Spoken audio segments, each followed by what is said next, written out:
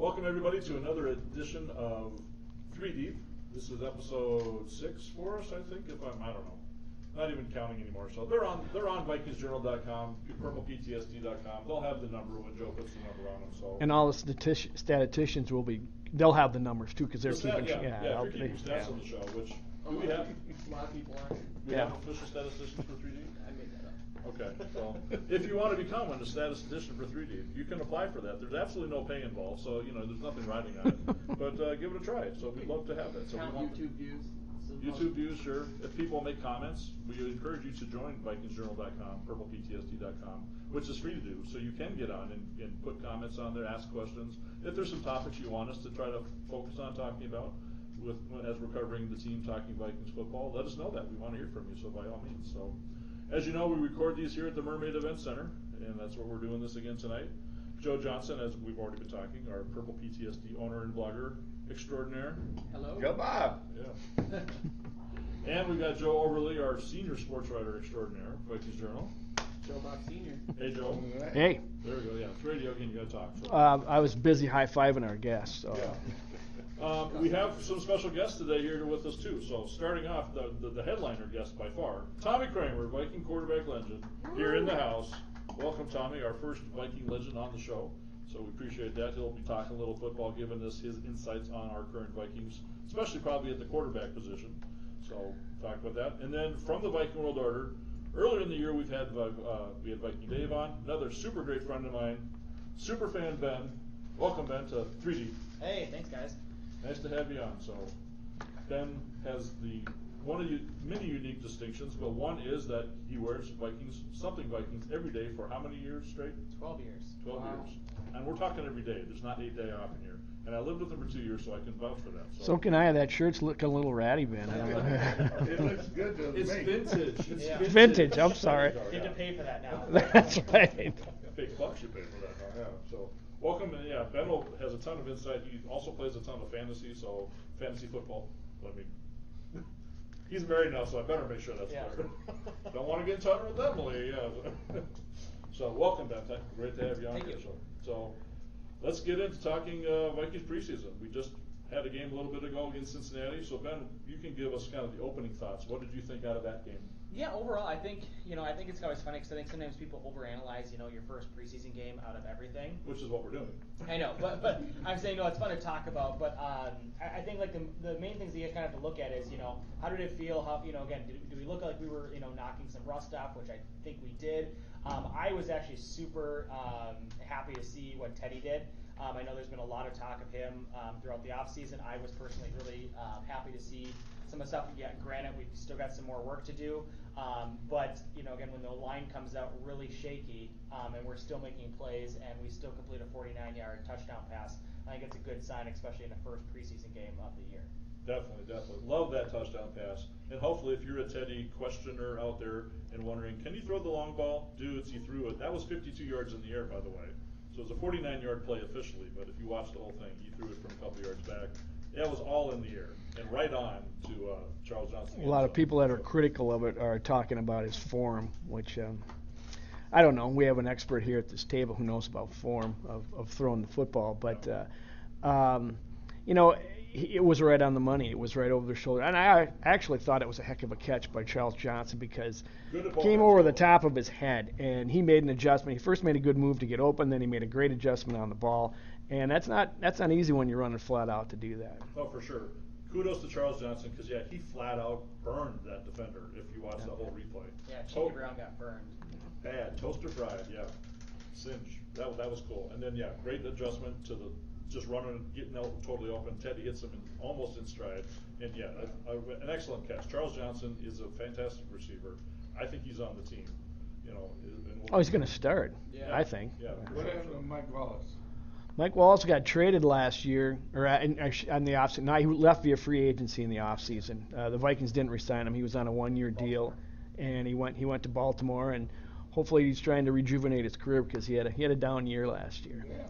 How does that happen with quarterback and receivers? They aren't out there throwing. They're throwing to who's ever open, right? They're not throwing to their favorite buddy or whoever they think is making the most money. What you do is you read the defense when you get up to the line of scrimmage, right?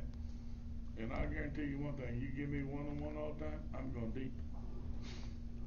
Anytime you can. You still have an arm, but yeah, you always had an arm. Man, but, but you got to be able to put that ball in there where the nose comes down right into his hands. Yep. Yeah. Simple as that gets. As long as you have the arm skill to do that. I couldn't throw that ball, but Right. It looked like to me that Teddy was working on the delivery of his throw. At certain points in the preseason, I was only there for an hour on Friday, so that's all I saw. I criticized him over time. Right? I criticized him because everything is right here. Sidearm. And instead of up here, Yeah. let it go. It seemed like he really got some air under the ball to Johnson. With Wallace, he threw a lot of line drives down the field, and people found it odd that he was overthrowing such a fast guy. I was sailing on him.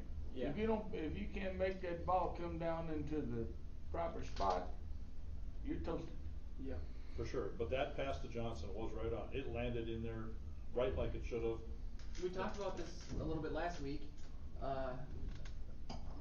Never mind. But yeah, those were vintage plays that Charles Johnson made at the end of 2014 that me and Joe talked about. That whether or not he's a classic deep vet or not, I think he has a knack to get extremely open.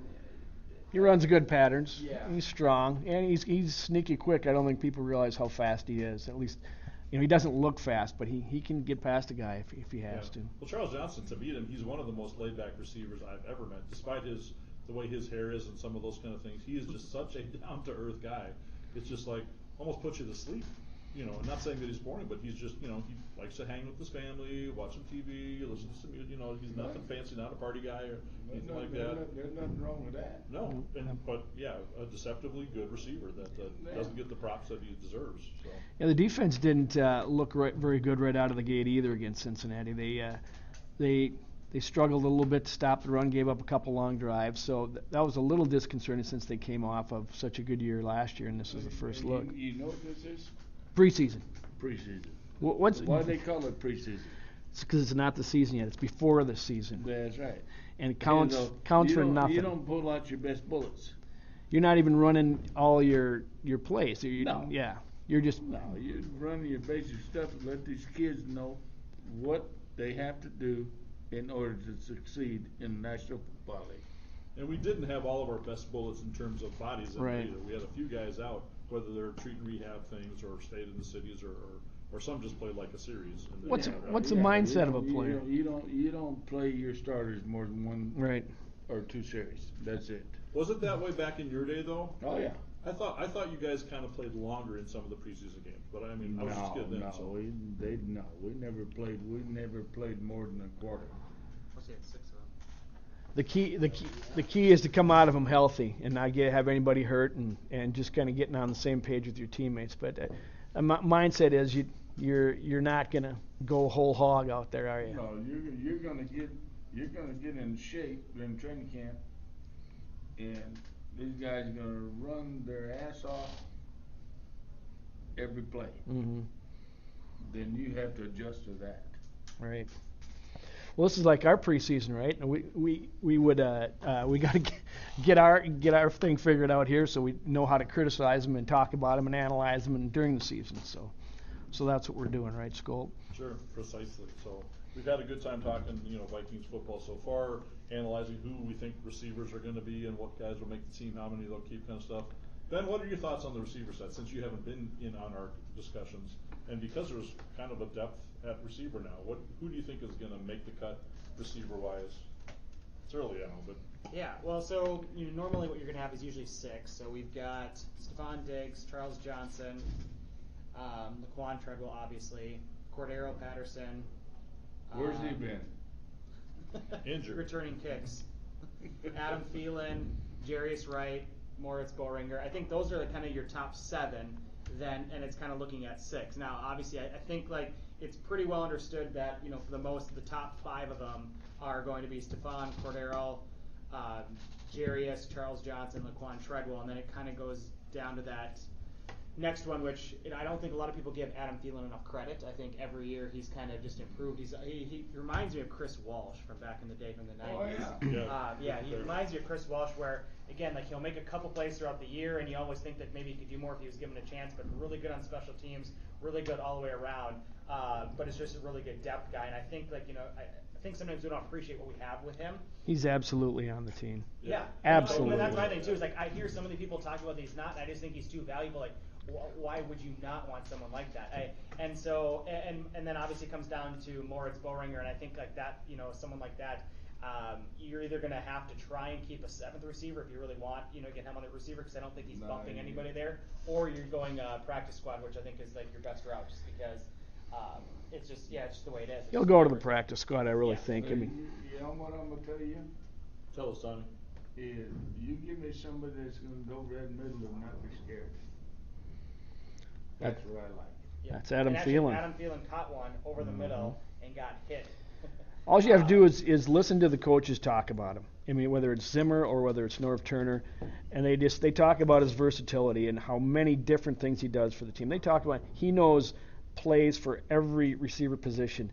I mean, that's so valuable. I mean, because if someone gets hurt, you can plug him in, boom, and go. You don't have to worry, well, is he right for this spot or not? He's doing so many things in so many different places, you can't cut him, and they won't. There's I no. just wish he had the flexibility that Cordero has.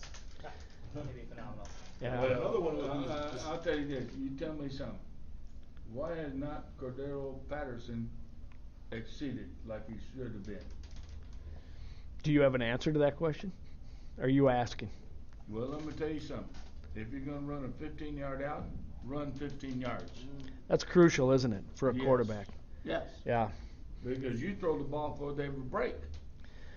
Yeah. And, and if he runs a different route, a different yardage, I mean, how the hell can you figure that shit out? He wasn't lining up on the right spot. He wasn't going to the right spot. He wasn't there on time. He wasn't making the right cuts. Yeah, and especially when you have a young quarterback who's trying to learn the offense, he's got to have receivers that he can rely on, that he knows is going to be there, because that just puts more pressure on him, right? If he's going to look where this guy is and he's over. He's not there. Yeah, exactly. Or he's going somewhere else. Like, Where'd he go? Precisely.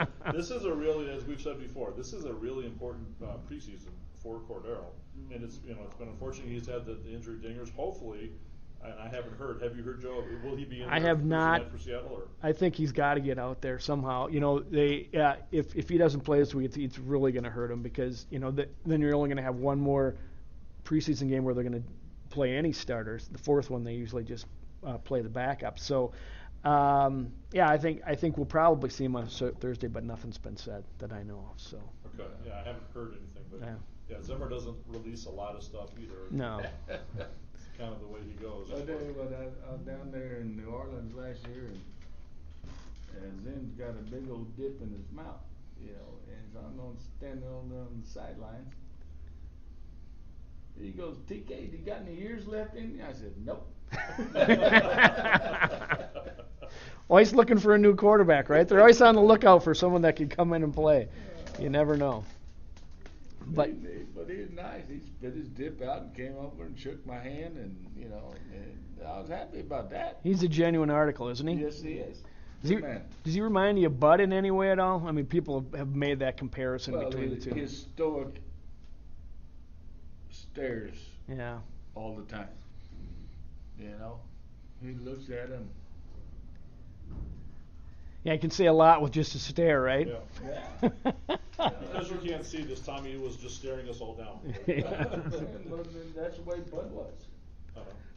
Yeah, you knew you messed up if you got one of those looks, Bud right? was the ultimate stare. Yeah. I remember 2 games ever watching on TV seeing Bud smile.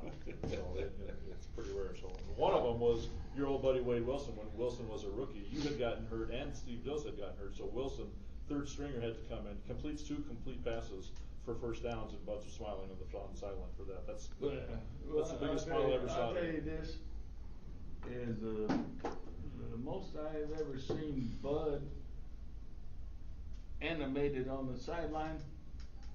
And I threw a pass to Ahmad Rashad, and he caught the ball and got both feet in the ground, and that official said incomplete. And Bud threw off his helmet. Threw off his Headset. headsets and cap and everything. Bullshit. I saw him catching the ball. That doesn't sound like Bud, does it? Why not? Yeah. Yeah. No. Yeah. Well, we got an exclusive there from Tommy. Yeah. Sideline reporter.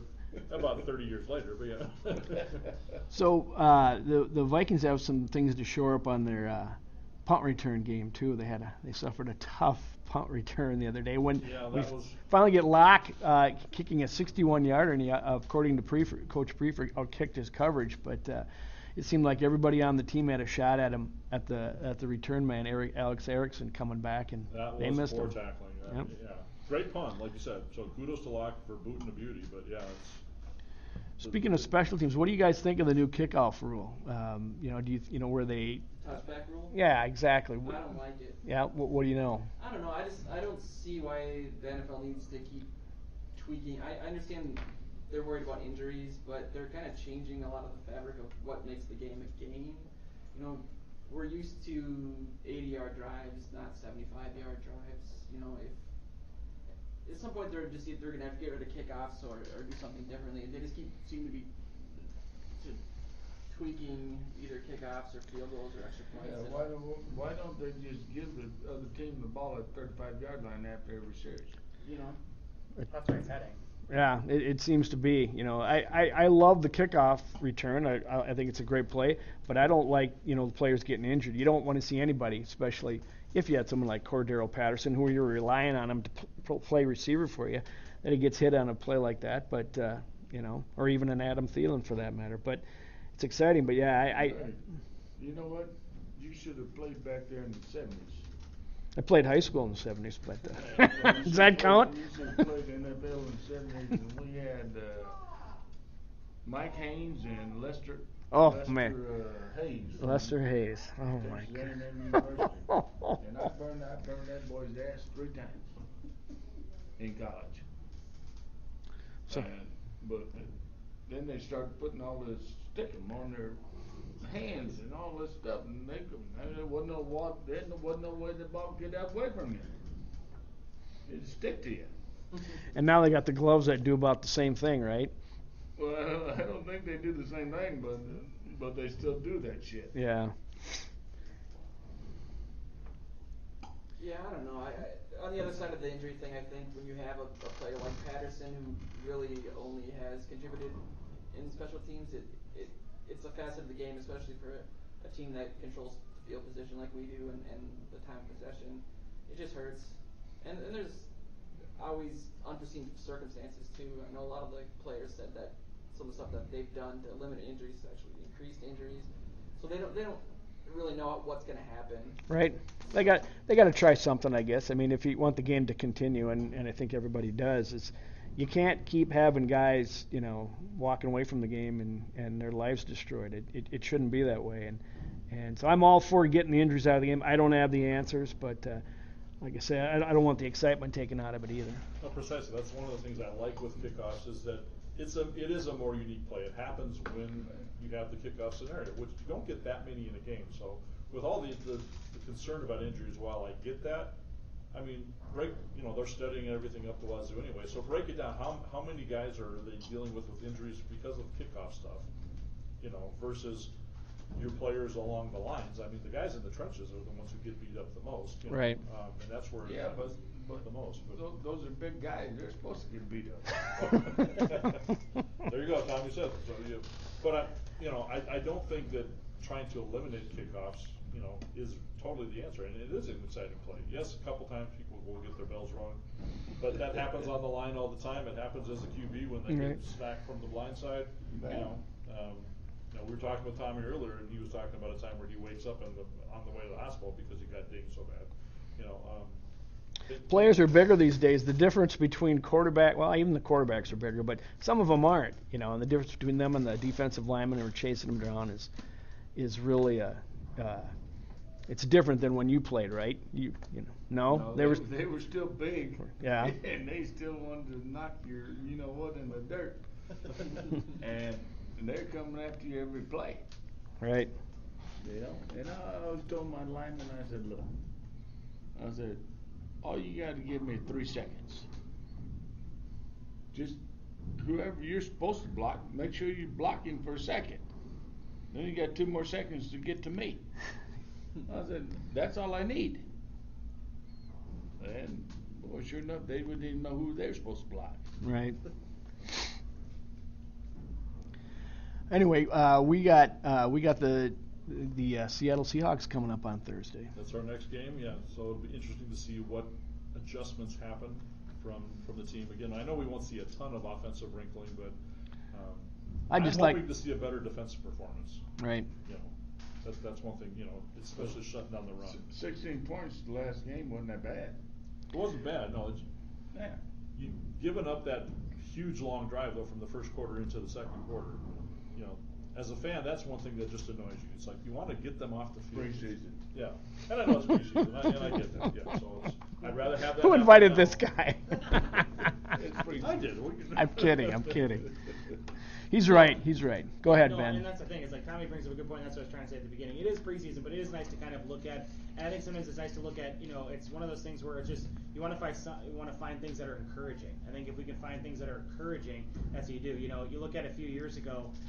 That's the thing. Is like preseason is. You know, like I think it's always funny when people talk about winning and losing in the preseason. You know, when New England went 16-0, they were 0-4 in the preseason. You know, and that year I think it was the Cardinals were 4-0, and then they ended up, you know, again doing what Cardinals do best, which was, you know, again failing stuff now. But I just mean back in the day. I just saying like, yeah, you know, but it's nice to look at some of the individual performances. You know, look at some of the things that Teddy did.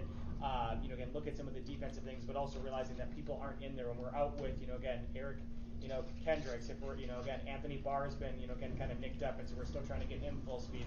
We don't have Terrence Newman in there. We're putting more on Trey Waynes than we probably would. I think all those things start to add up a little bit. It's, you know, it's definitely things that we want to look at, but I think it's also important to kind of realize when we're kind of looking and analyzing everything out there. One good thing I like about these 2 games on the schedule is they're against good teams. So I mean, you're gonna be facing decent athletes for sure, and they're, you know, like Tommy said, they're not bringing all their bullets. They're not going to show you everything, and they're not going to give you their best effort maybe. But you're still going against a well-coached, disciplined teams, and that's going to make you only get better. In fact, playoff caliber quality. That's for sure. Even practicing last week against the Bengals was a good deal for the team, I thought.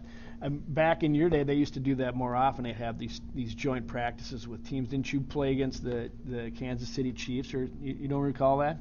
We never played against anybody. In training camp. When I was down there and playing quarterback, I got in worse shape in training camp than I ever had in my life.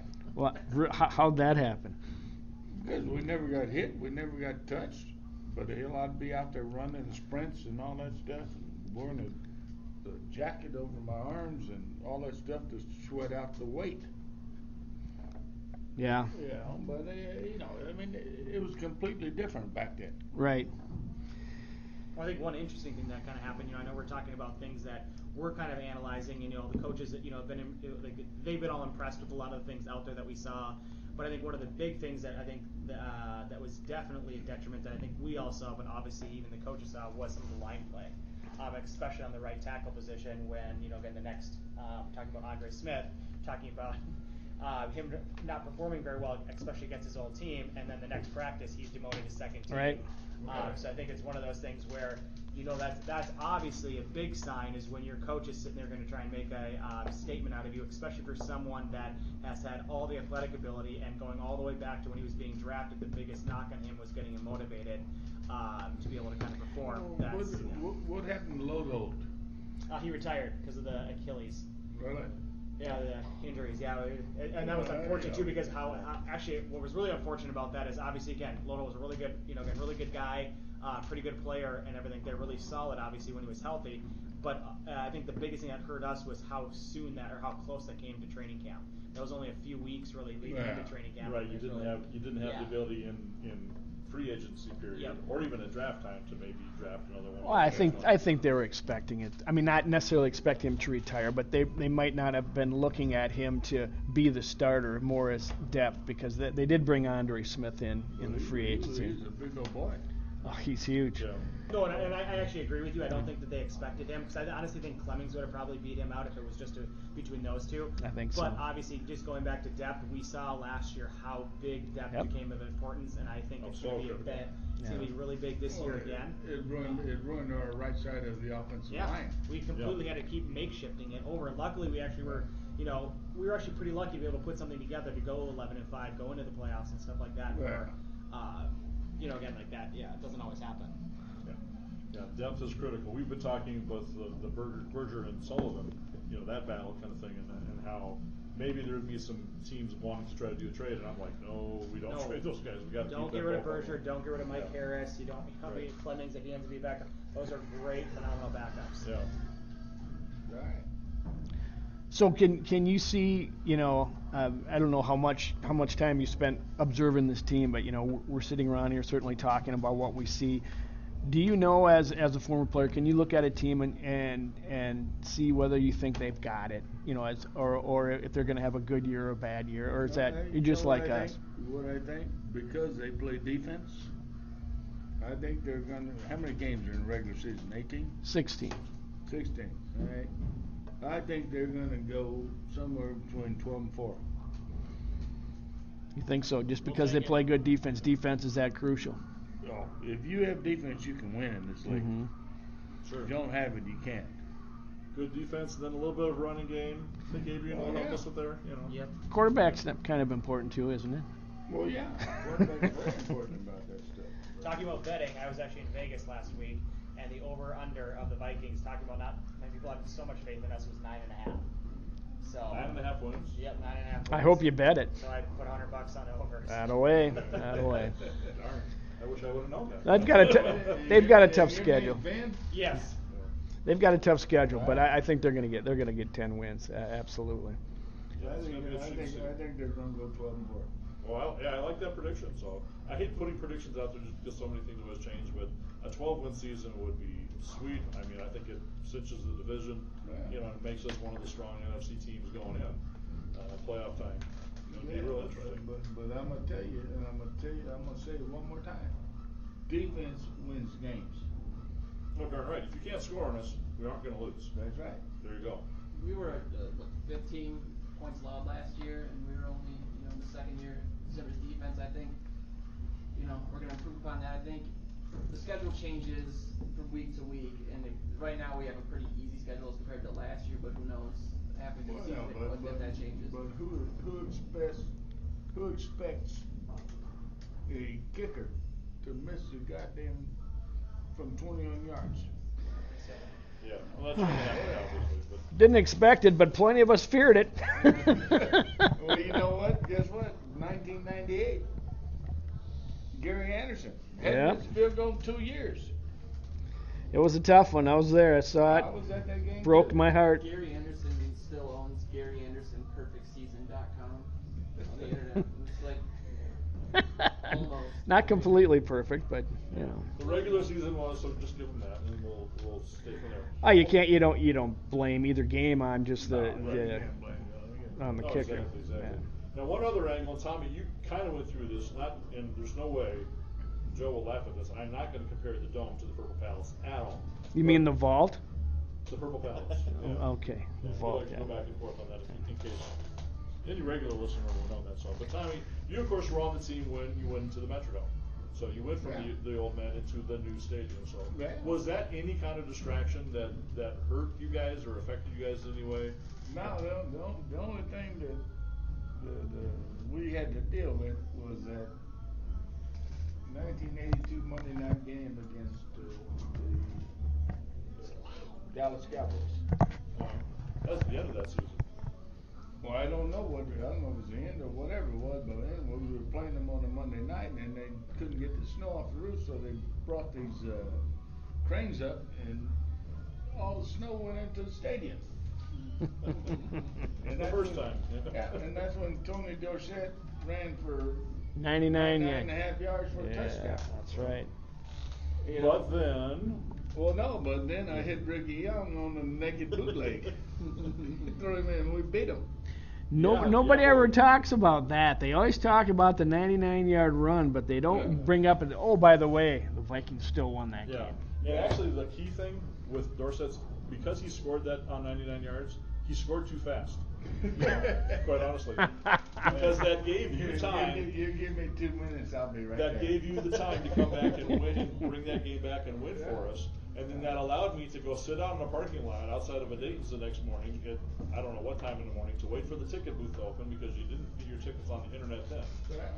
And I got seats on the 35-yard line for the playoff game against Atlanta and stuff, and got to watch you go beat Atlanta in that playoff game. So first playoff game in the dome, I was there watching you win. You know what?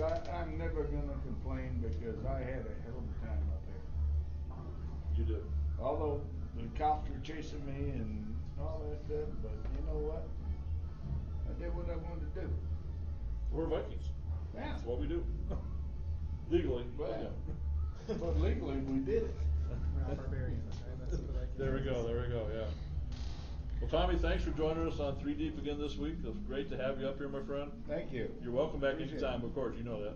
All right. All right. I'm gonna be up here Yeah, about 4 we'll games. get Nice. this together again and talk and see where we're going next week, and then that'll get leading us into the first games at the Purple House. We got All right. Tommy Kramer says 12-4. I'm going to write that down. There you go. So when he comes back, we'll remind him. We'll No, talk I'm about that later. So that's another episode of 3 Deep. Skolt has spoken.